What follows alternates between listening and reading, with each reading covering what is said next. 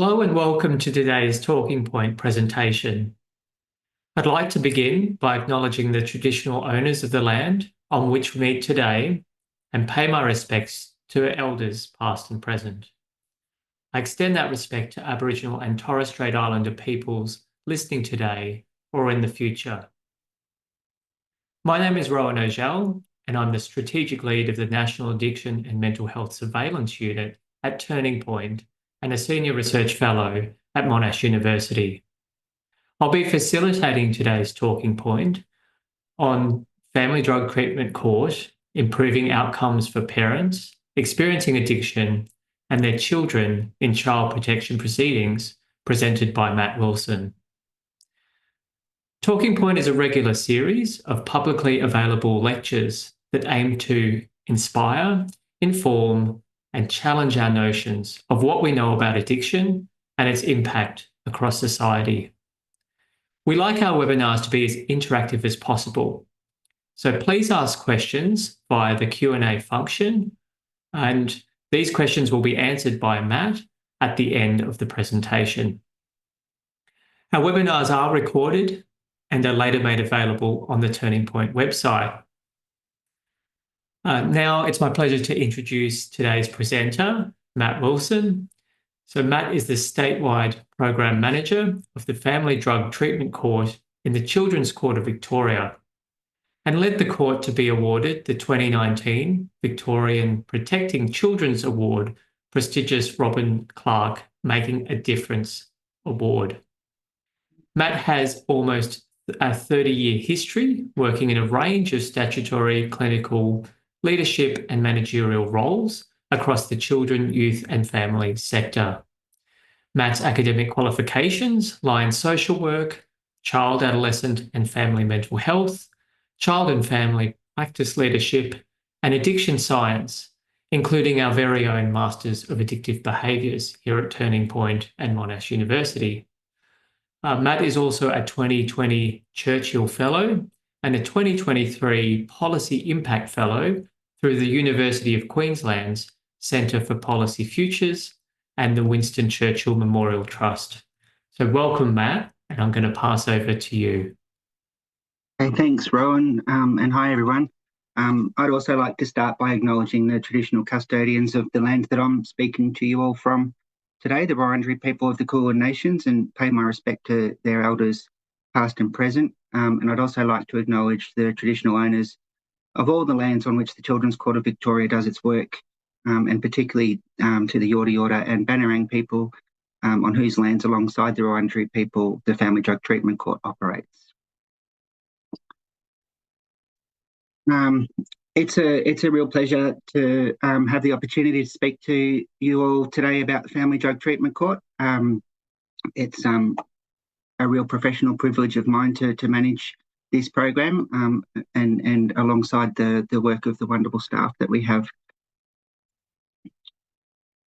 I just wanted to start, before speaking specifically about Family Drug Treatment Court, to provide a little bit of jurisdictional context that I guess showcases the value of the Family Drug Treatment Court.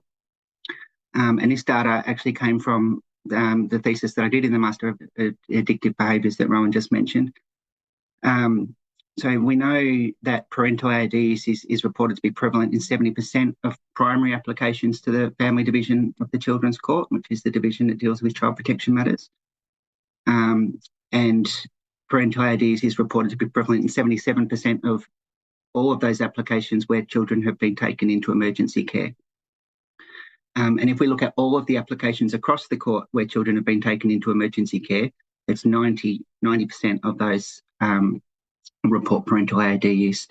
And where the court makes orders in relation to those applications, the orders that represent a disruption to pre-application living arrangements of children are statistically more likely to be made in response to applications relating to parental substance use than in response to applications that don't. What we also learned from that study was that polysubstance use is reported in 69% of all of those cases reporting parental substance use.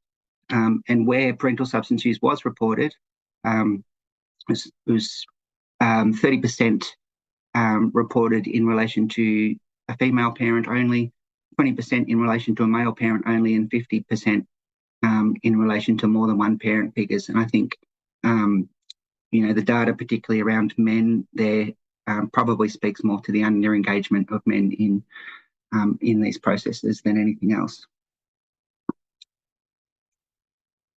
We're also able to look at the substance types that were prevalent in those applications. Far and away, amphetamine type stimulants were the most prevalent.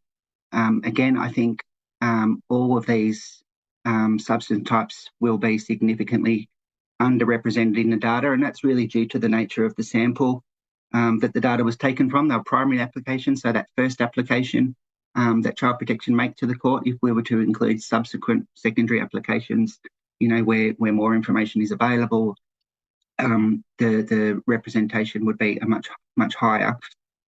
I think also because we know anecdotally, certainly methamphetamine is our most prevalent substance that we're seeing in the family drug treatment court, but cannabis, alcohol, GHB are certainly anecdotally significantly more represented than this data suggests. And that might be the lower data in this sample might be due to, again, as I said, the nature of the sample, but also, the differences in rates of metabolization and how things are detected.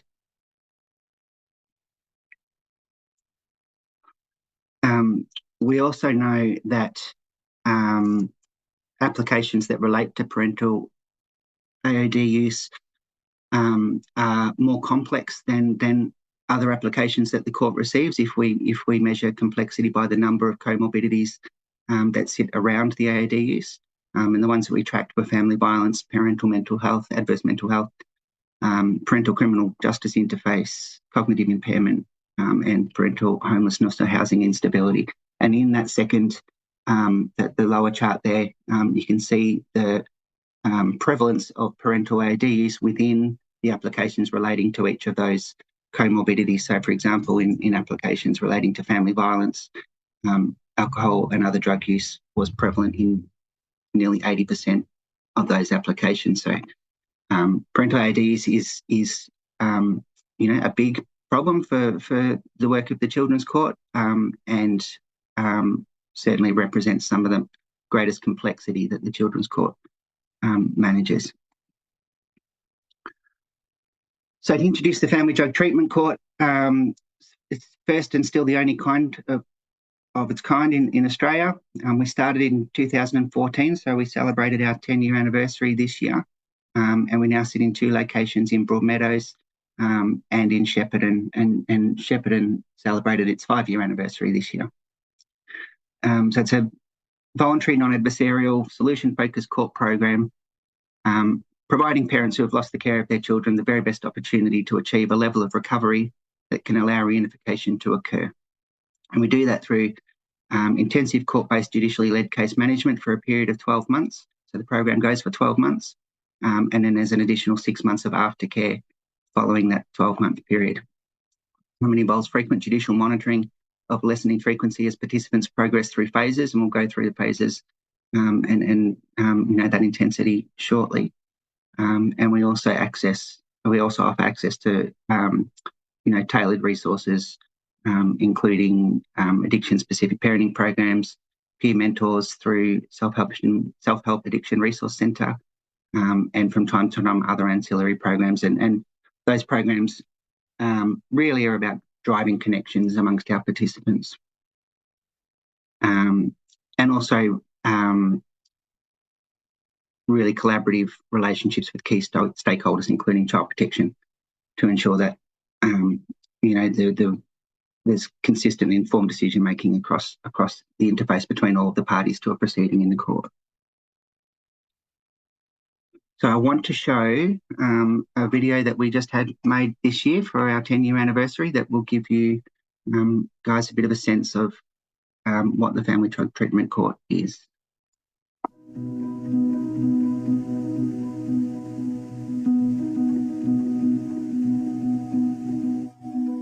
I think one of the beautiful things about this program is that you begin a working relationship with a parent from the basis that they love their child, and you can really build from there. Children are just so precious, and knowing that we're helping to make a difference in their lives and that stability and having them reunified and with their parents, with their mum and dad is like what's better than that? I absolutely admire the strength that these people come through the door. They don't wake up and want to use substances. They've been through hell and back, a lot of them, and they come to us.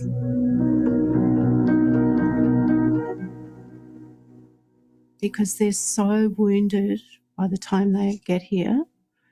And their drug use is often not because they chose it, but as a kind of way to deal with the hurt that they feel. I think our participants really value that this is a program that they're not judged in. People that are experiencing addiction, live in a world where they're constantly judged.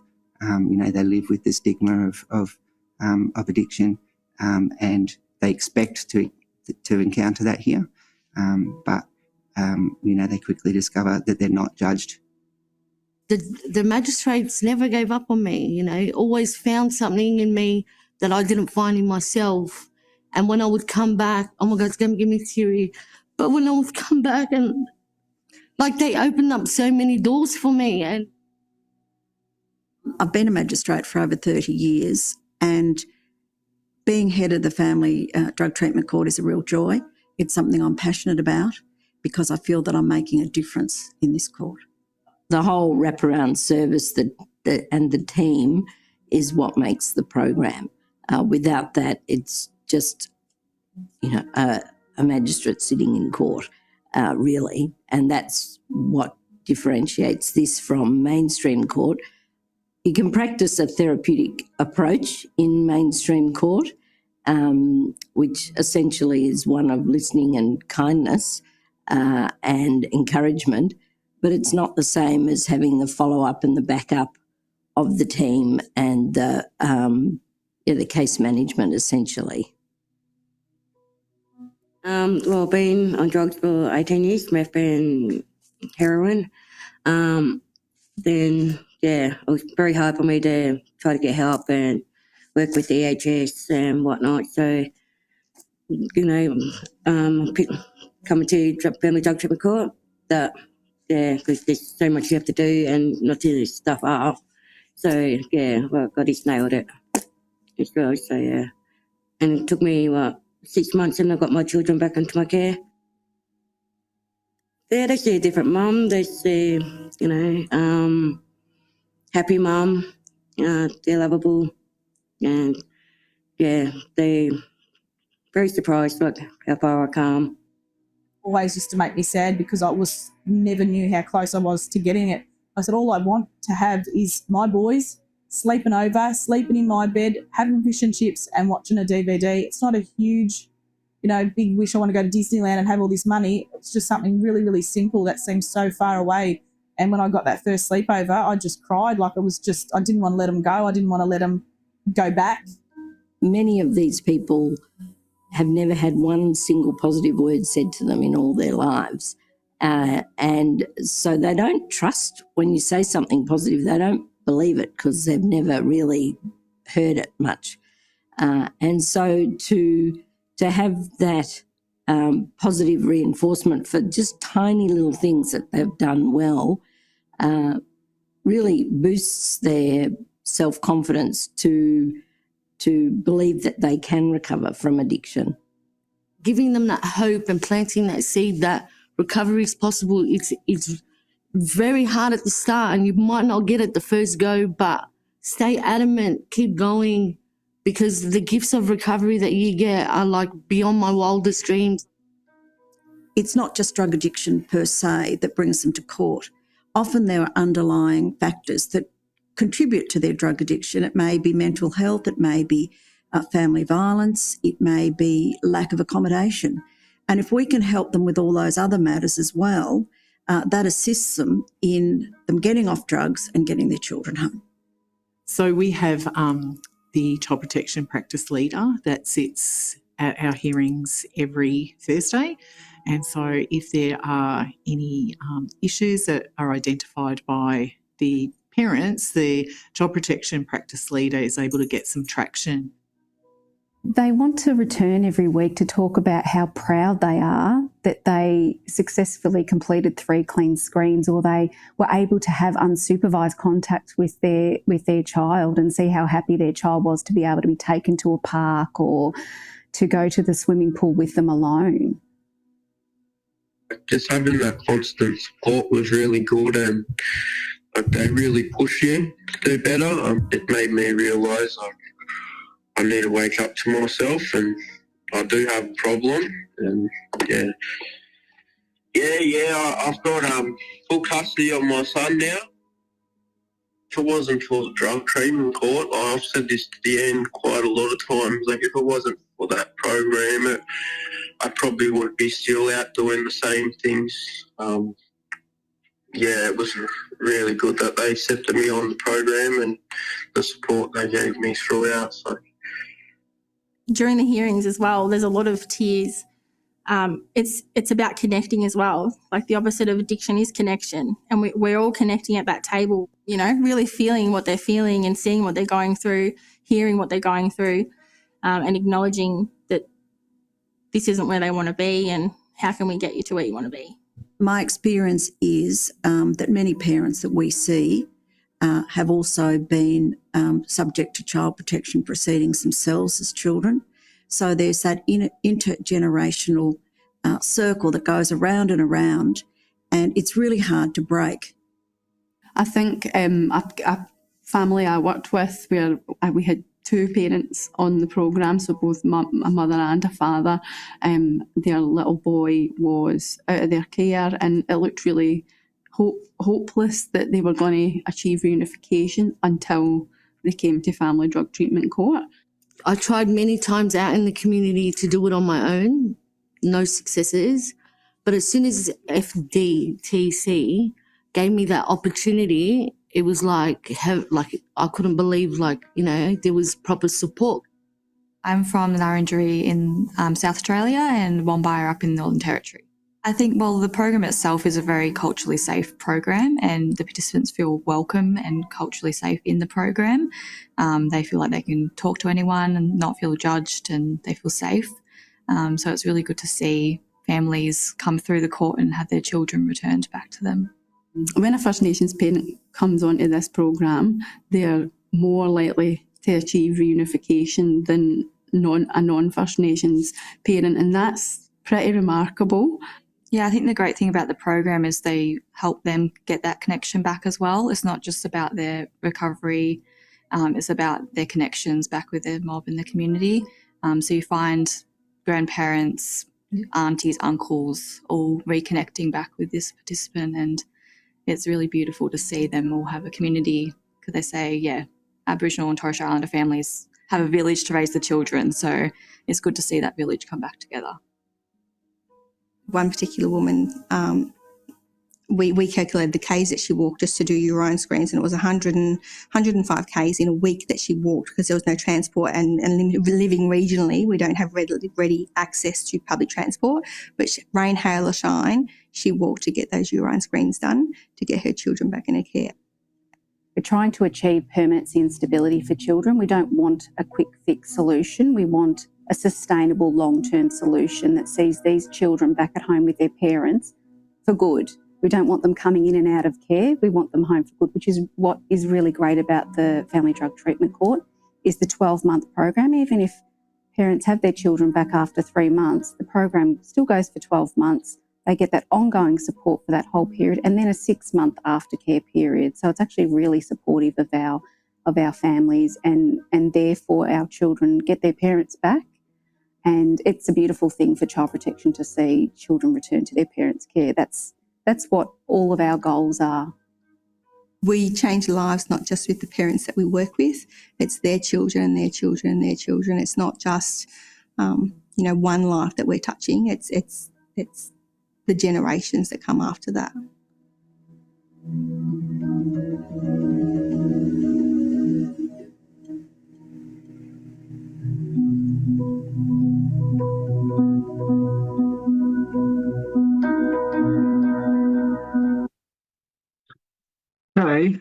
to get into a little bit about what family drug treatment court looks like in terms of eligibility. Parents need to have at least one child aged 0 to 3 in out-of-home care, or a child over the age of 3 that's been placed in out-of-home care for less than 6 months. And the reason we say that is because we know that the longer children are in out-of-home care, the harder it can be to get them home. And also we know that the court system and the child protection process can rob parents and families of hope fairly quickly, where they're not making progress through mainstream processes. So we want to get them as early as we can so that we can create that hope and where they have lost it, hold on to it for them until they're able to hold on to it for themselves. Obviously, there needs to be the presence of parental substance misuse or dependence, and acknowledgement of that. A willingness to participate, so it's not a program that parents are ordered to participate in by the Children's Court. It's voluntary, and there needs to be an ability to participate. So if there are significant mental or physical health issues that would hinder their participation, then they might not be assessed as suitable for the program. And that goes to the sort of high intensity, high frequency that we'll talk about in a minute. As I said, they have to consent. There needs to be a commitment to family reunification. So it needs to be a reunification case plan from Child Protection. And the parents that are referred have to live within the catchment area of the relevant DFFH location, servicing each court location. So as I said, we sit in Broadmeadows and Shepparton. So while that remains the case, the child protection case has to be managed by the Preston office for the Broadmeadows iteration of Family Drug Treatment Court, and for the Shepparton office, and to an extent some of the other offices in the Hume region for the iteration in Shepparton. Eligibility constraints, physiological or psychological difficulties submitting to urinalysis. Urinalysis is an important part of our program, and if people say, I really want to do it, but I'm not willing to do screens, or I'm not able to do screens for whatever reason, then they're not going to be eligible for our program. If there are psychological difficulties that prevent them from leaving their home, for example, that would render them ineligible. And if there are outstanding criminal matters that are more likely than not to result in an imminent term of imprisonment, we would wait until that outcome before we inducted them into the program. And again, that just goes to our participants' ability to participate. So our work focuses around the development of a family recovery plan that speaks to the goals that parents have for themselves, and we're very careful to take a person-centred approach to this planning. So respecting participants' preferences and needs and values, and ensuring that their voice is heard, and that their choices are central to this planning process. Obviously, goal setting isn't related just to substance use and recovery, but spans goals across what people want to achieve with respect to their family. And obviously, reunification is the big one, but there might be, and there often are, other goals that parents want to achieve beyond just having their children return to their care. Substance use, obviously, and then the range of comorbidities that sit around it are all subject to goal development and the identifications of strategies to meet those goals, and the identification of supports who can help them get there. And the importance, I suppose, of making sure that we do maintain a person-centred focus is that we know, social work knows person-centred approaches see improved engagement, leads to enhanced outcomes, and certainly increased empowerment for our participants. And also we know I think just generally across not just this sector, but all sectors, where we don't maintain, a person-centred approach, systems and programs can tend to default to, meeting their own needs rather than those of service users. So it's important that we remember what we're here for. So there are 3 phases to family drug treatment court. The first phase we call the trust phase, which is where we have our participants come to court every week. It's on Thursdays in Broadmeadows and Fridays up in Shepparton. And when they come to court each week, they sit at the table with the magistrate, with clinical case manager from the family drug treatment court, child protection practice leader who's embedded in our team, and any other supports, be they professional or family supports that they might want to bring along, and really having a conversation about, okay, so these are the goals and tasks that are contained in your family recovery plan. How do we go with respect to those this week? What were the successes? Celebrate the successes. What were the barriers? How can we overcome the barriers so that you can gain some traction with respect to those goals and tasks next week?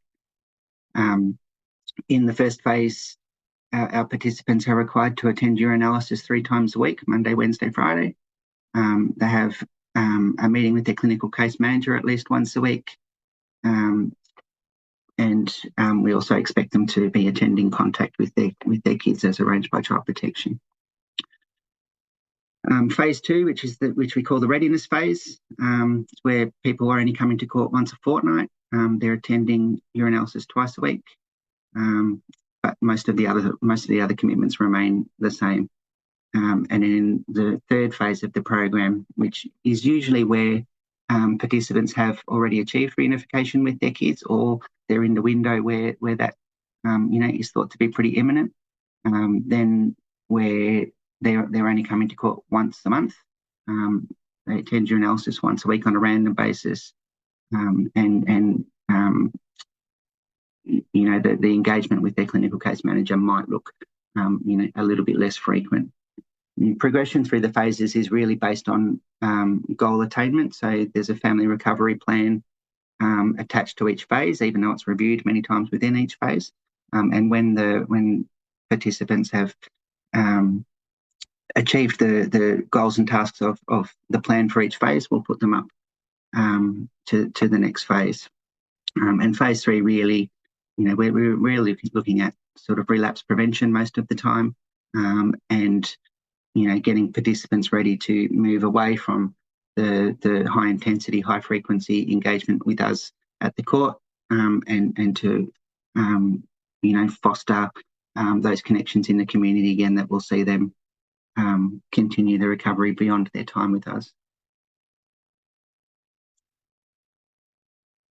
So in terms of what family drug treatment court achieves, there was a matched comparison sample done in one of our independent evaluations that found that parents experiencing addiction or parents with problematic substance use going through mainstream court alone, only 43.3% of those parents would go on to achieve reunification. But through family drug treatment court, parents are 2.5 times more likely to achieve reunification than just through mainstream court processes alone.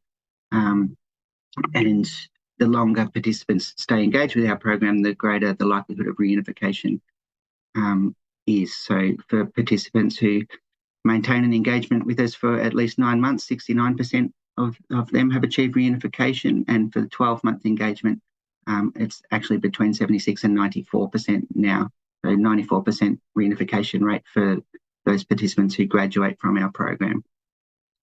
And graduation really refers to participants having been with us for the whole 12 months, having successfully worked through each of the 3 phases, as opposed to completion where, they might have been with us for the full 12 months, but they might still be in phase 1 or they might still be in phase 2.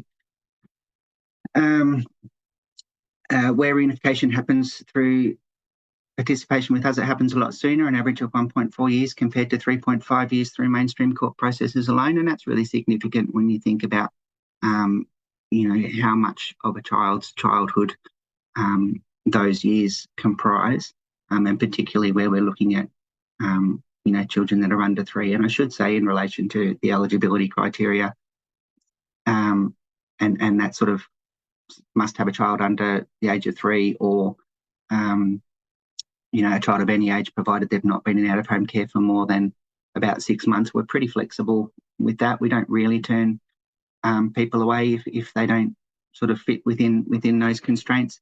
But were we to be at capacity, we would prioritise those younger kids or that shorter duration of out-of-home care. And importantly, because while it's terrific to achieve this far superior rate of reunification and to be able to do it a lot quicker than through mainstream court processes, without stability of those outcomes, there really isn't much value. So really pleased that those outcomes are sustainable, and participants in our program are almost 2.5 times less likely to have had a substantiated report received by Child Protection in the post-court period.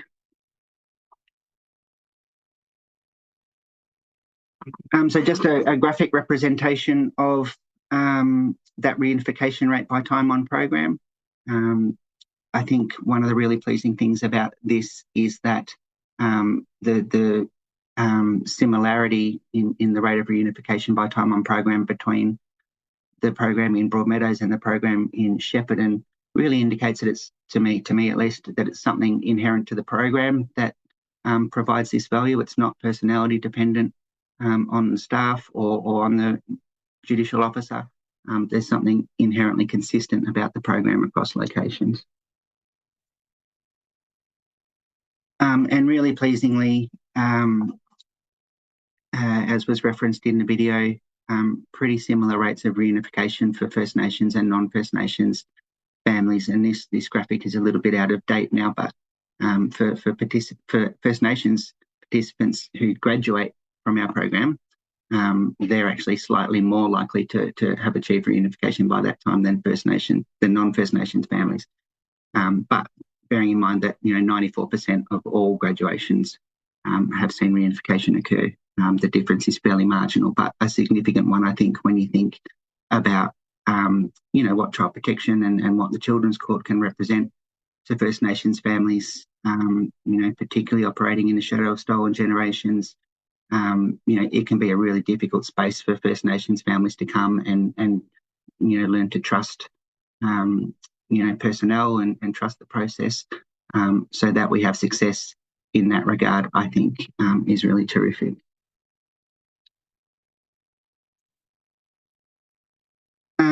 Perhaps these are just my thoughts about why we have the success that we do in the Family Drug Treatment Court. The first is a fairly simple proposition of therapeutic jurisprudence, which a lot of people will know is a relatively simple legal theory that simply posits that the way we conduct ourselves in courts, so be it judicial officers, magistrates, be it lawyers, be it registry staff, be it people like my staff, the way we conduct ourselves and the mind and the intent that we bring to our work and to our communication with court users can have a therapeutic effect, an anti-therapeutic effect, or a neutral effect. We see this in our participants thinking about judicially led case management, for example, is the next point. When our participants come to us, it would be very rare for them to have ever had any sort of positive engagement with someone like a magistrate or a judge or, people in positions of authority. And where they have had those engagements, they've been ones where they've generally felt judged or they've felt confused about what was being said or what was required of them. And also, through mainstream adversarial approaches, parents and family members and children often don't have a lot of agency or a lot of voice in contributing to decisions that are being made about them. And we see in the Family Drug Treatment Court that relationship between our participants and the magistrate is really, really important. Our participants come to really value it, even to the extent that, post their involvement with us, we've had many participants who, 6, 12, 18 months down the track, have come back into court because they want to show the team and the magistrate how well they're still doing, or they've had another baby and they want the team and the magistrate to meet the baby. And when we think about how people traditionally have engaged with the children's court, that level of engagement that we achieve, where people are coming in voluntarily when they don't need to, almost verges on the ridiculous. But it really speaks to, I think, the importance of those relationships. Obviously, the intensity of the case management that my wonderful staff are able to provide, blessed with relatively low caseloads. So our clinical case managers have a cap of 10 participants at any one time, and the clinical team leader in each location has a capacity for an additional 5. So 25 participants at any one time in each location. And without those lower caseloads than most people in the sector enjoy, we couldn't provide that sort of intensity and the daily contact sometimes. The daily follow-ups around, have you returned that phone call? Did you go to that appointment? Have you done your urine screens? That sort of stuff. That intensity and frequency falls away when it's spread across too many participants that you're working with. The nature of the partnerships and collaboration that we have, Shark is mentioned there. Can't speak highly enough about the value of the peer mentors that we have working with us in the Family Drug Treatment Court.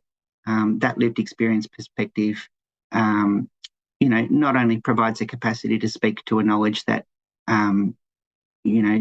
magistrates and staff don't have, but just the representation of hope that I think peer mentors are. They're there as someone that's been there, done that, come out the other end. And for our participants who often feel, like the journey is very difficult, they might not have a lot of hope, to see and have a relationship with and be supported by, these wonderful peer mentors is just incredibly invaluable. The embedding of the child protection practice leader with our team is also critically important. They're the conduit between the court and child protection. And that's really important because, we need to make sure that our planning for the recovery of our parents is aligned to, what child protection need to see in relation to, achieving safe and sustainable reunification with children. But it's also important because, where our participants, make small gains. So they might do, they might have a couple of weeks of, clear screens, or, something else might have been done really well for a short period of time. We're able to encourage child protection through that relationship, to make whatever changes are possible as a reward for that achievement, as opposed to in mainstream court where, the next court date might not be for 3 months, and, someone might be able to, make a significant reduction in their use or achieve abstinence or something for a period of, 2-3 weeks. But there isn't a reward applied to that, until 3 months' time. And it can be really difficult for our participants to, maintain momentum, I suppose, and incentive when they're not seeing changes in the child protection space in relation to the gains that they've made. I think the power of routine and accountability is really important. So that weekly coming to court, how's things been? What have you achieved? What have you struggled with? What do we need to do to help you, achieve next week? That keeps our participants accountable, but more importantly, it also keeps the sector accountable, so that, where there are difficulties with referral pathways, or, where a service hasn't done what they indicated they would do, they're accountable to the authority of the magistrate in that space as well. So it really makes sure that things keep ticking along. And the power of routine as well, I think, in a recovery from addiction sense, routine is really important. It's important that, our participants get out of their house, they go to the screens 3 times a week, they come to court for their meetings, they come to court for that progress review hearing weekly, they go to contact with their kids. And that's not just about routine, but also about, as it says here, connection as the antithesis of addiction. Really driving them towards pro-social support. So a lot of our participants, most of our participants, maybe don't have friends or social connections who aren't substance using, which obviously makes recovery difficult. A lot of them are estranged from their family. And so one of the most important things we do, I think, that drives our success is really forging those positive connections with us, with the magistrate, with the team. As the video said, we see relationships coming back together as people progress their recovery. And also the connection with the peer mentors, as I said, is incredibly valuable. But something that's quite unique, I think, is the connection that our participants form with each other. So when they're coming to court each week, everyone's in the room at the same time. They come up to the table one at a time to have their conversation with the team and with the magistrate. And while people are pretty shy often to start with, really quickly, I think the idea of a therapeutic milieu is, becomes obvious within that group, and we'll have our participants, applauding each other, cheering each other on, challenging each other sometimes. And it really is a wonderful, vibe, I think, in the room, considering the nature of, what we're all there for. And, we certainly have lots of participants who continue to come back to court after they don't need to, whether it's part of the peer support group that Shark runs each week, or just to sit in the court and continue to be a part of that community and to continue to encourage existing participants. That's really lovely, and again, given the nature of courts, traditionally pretty unusual. I'm not going to read all of this, but when we do when we do phase progressions, or when people graduate from the Family Drug Treatment Court, we ask them to do a reflection that they present to the team and the magistrate and the group. This is just a collection of de-identified reflections that some participants have given us, that I'll leave up there for people to read while people are asking any questions that they might have. I think some of these give a good sense of how, raw and emotional things in the Family Drug Treatment Court can be sometimes. These are all obviously, fairly positive reflections. But, when things aren't going so well, things are equally, as raw. So I'll leave those there while people ask any questions they might have. Thank you, Matt, for such a wonderful overview of the great work that you're doing at the Family Drug Treatment Court. We've had many questions come through the chat, but I will encourage others, if you're online and you'd like to ask a question, please add it to the Q&A function, and we'll get through as many as we can, Matt. Yep. So I'm going to try and group these for you so that we have a bit of a discussion, and I want to take you back to the beginning study of yours, where you presented some data on the prevalence of AOD use in those primary applications. You mentioned there was a high rate of polydrug use. Can you expand a little bit on that? What types of drug combinations were most likely to be reported in that study, and did that count as a measure of higher complexity in those cases? No, we didn't separate it out as a different item of complexity. We just sort of counted substance use as a and when I say we, I mean me. I don't know why I'm saying we. No, I didn't. I just counted AOD as a standalone item of complexity, regardless of how many substances that might have entailed. But I think what we see, the most common sort of combinations that we see would be methamphetamine, cannabis, and probably then GHB next. It's difficult to get a great sense of GHB because it metabolizes so quickly So, unless people are being honest with us about their use, we there would probably be GHB use that we don't know about. Alcohol, is fairly common, and to be honest, is sort of one of the most difficult substances, that we have to manage. Then sort of the misuse of prescription medications, is fairly common alongside each of those other substance classes that we see too.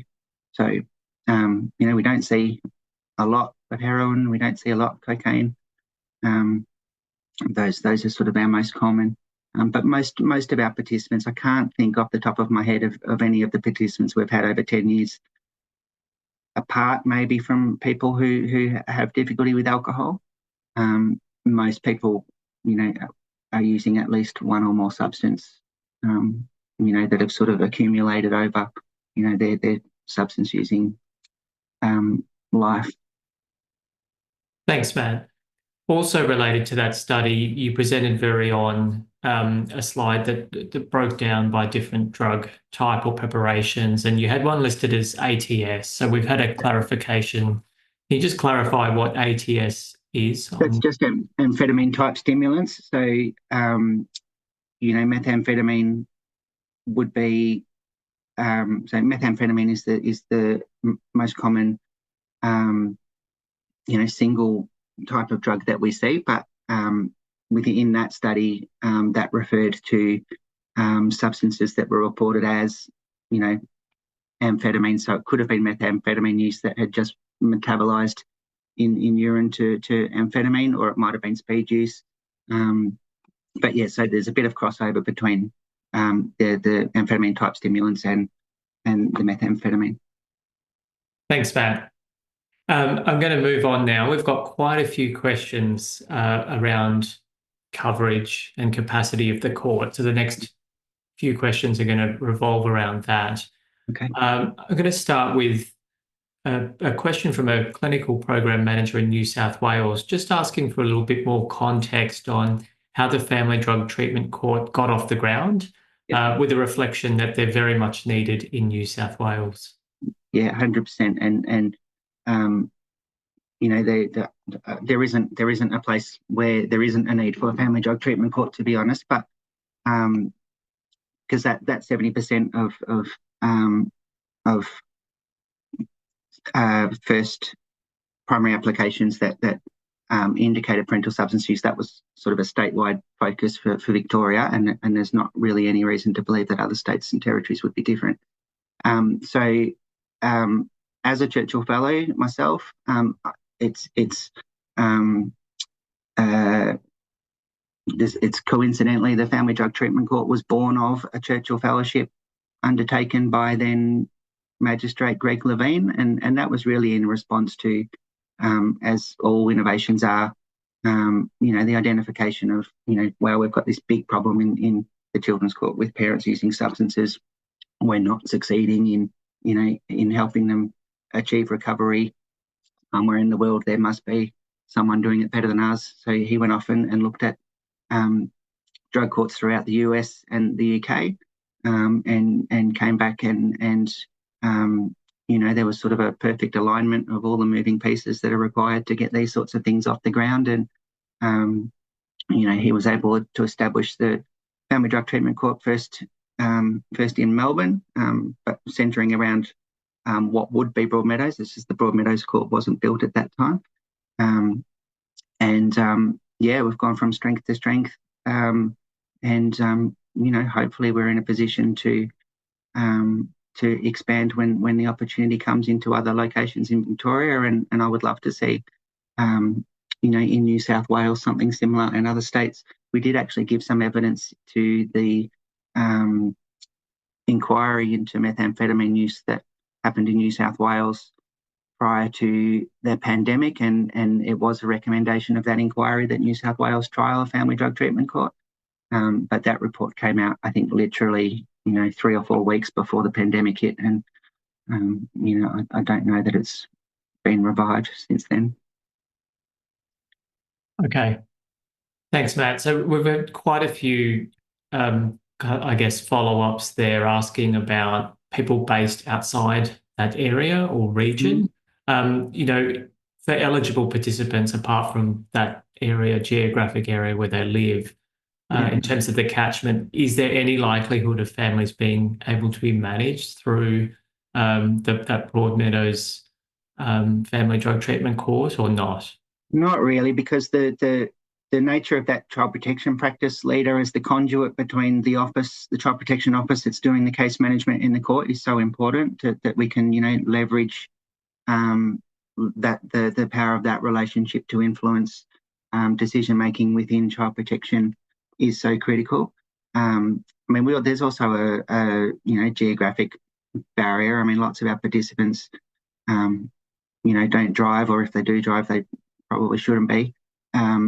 And not necessarily access to public transport.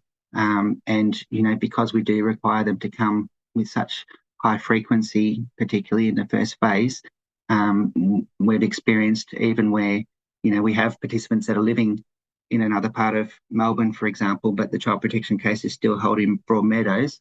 If mum's living out in Melton, it can be really difficult for them to attend with the frequency that they need to. So, but we have had, and I'm not saying that this is possible for everyone, but we've certainly had parents move house so they can become eligible, move into the area, and that's been the case both in Shepparton and Broadmeadows. We had someone move from Bendigo to Shepparton just so they could become eligible, and we've had similar sorts of things in Broadmeadows too. But there's enough need for what we do in each of those areas that we wouldn't service those areas as well as we can if we were taking participants from other areas. And I think really the only answer is that hopefully we'll have the opportunity to expand into those other areas when the budget climate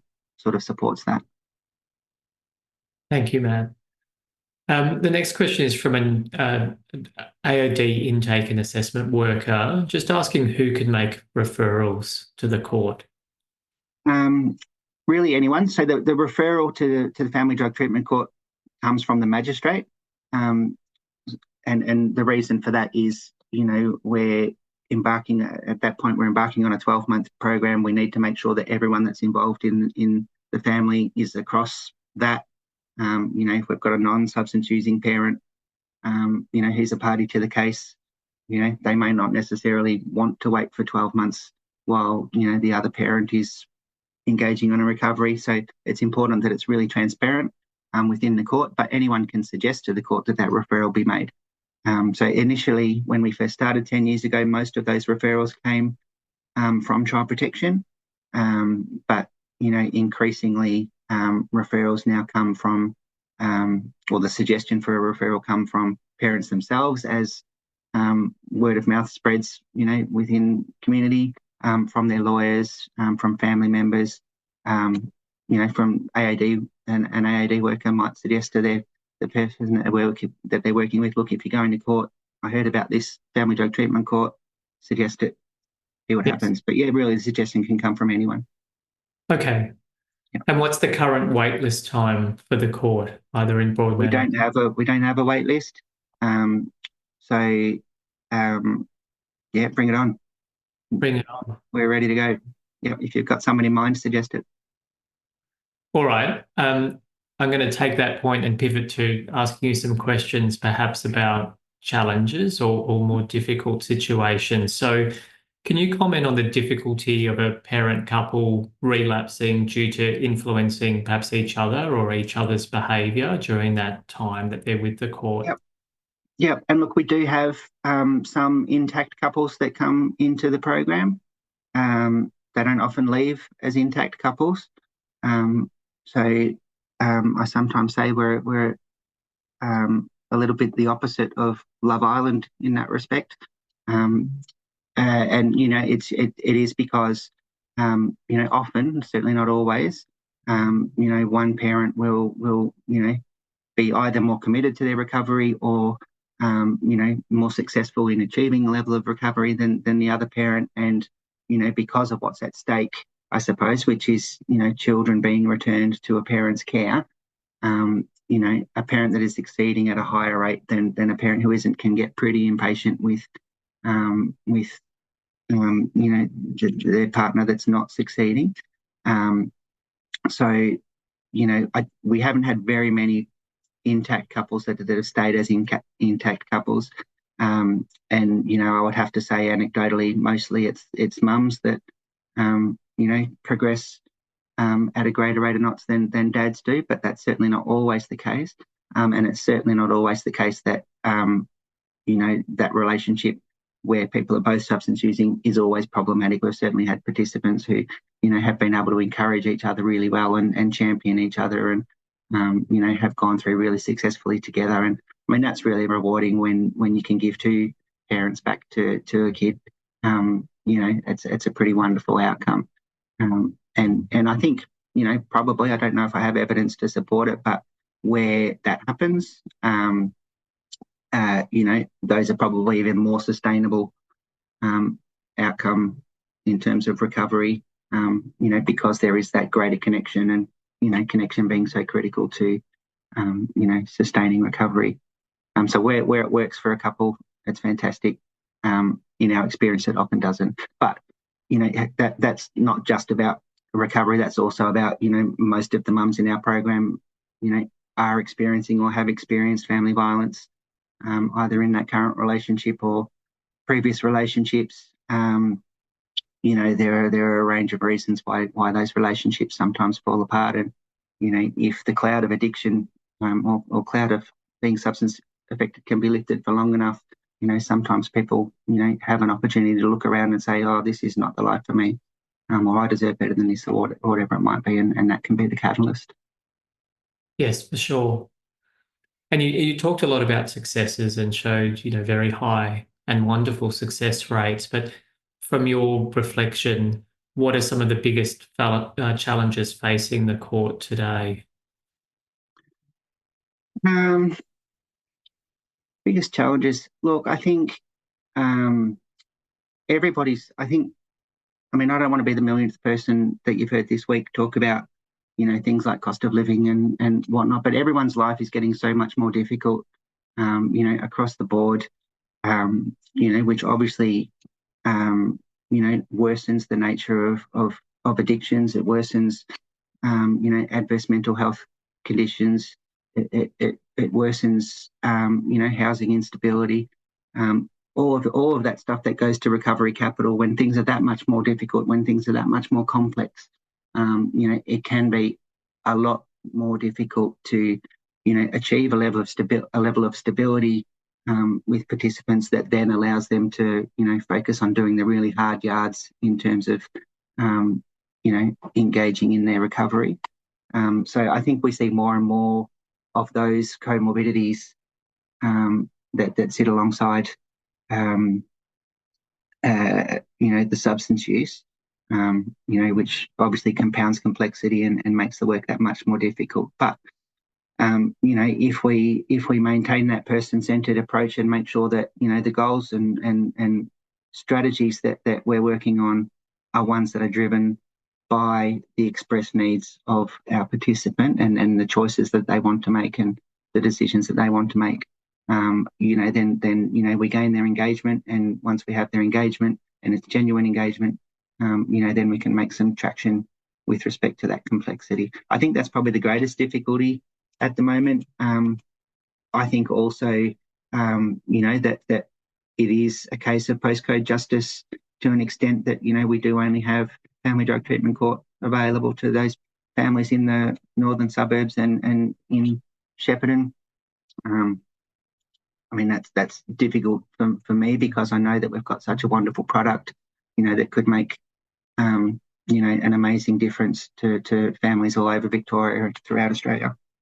Okay. And we've had many questions come through, but in the interest of time, I'm just going to go through a couple of final questions. Okay, I'll try and give shorter answers. That's all right. It's a wonderful and very rich discussion, so I appreciate it. And also to note that the slides will be available to participants after for those who've requested it. So just if a person is enrolled or doesn't complete the program or graduate, are they able to re-enter it later on? Yeah, so if someone's graduated from the program, we generally wouldn't take them again, but there is, incredibly rarely a need to. If someone's exited the program, for the range of reasons that people do, and mostly when people exit the program, this isn't a shorter answer, by the way. Mostly when people exit the program, they exit of their own volition because they've not been ready or things are just a bit too difficult at that time or whatever it might be. Then yeah, we quite frequently have them back for a second go. If we can identify, what is it that we can do differently this time, then yeah, absolutely. We've had a lot of participants that come on for a second time. Thanks, Matt. And I'm going to just finish up with some reflections that are coming through the comments that just state the amazing work that you and your team is doing. One attendee has asked, do you have any job vacancies? It's amazing work that you do. So I think that that certainly is a shared reflection coming across of the people joining today.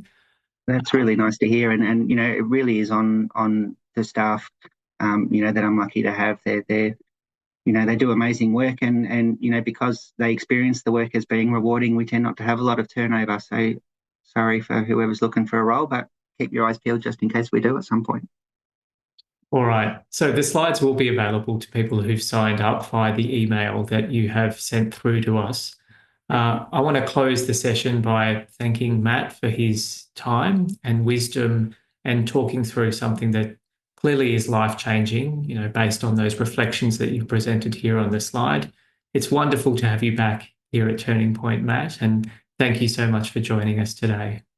Thanks very much, Rowan. Thanks, everybody.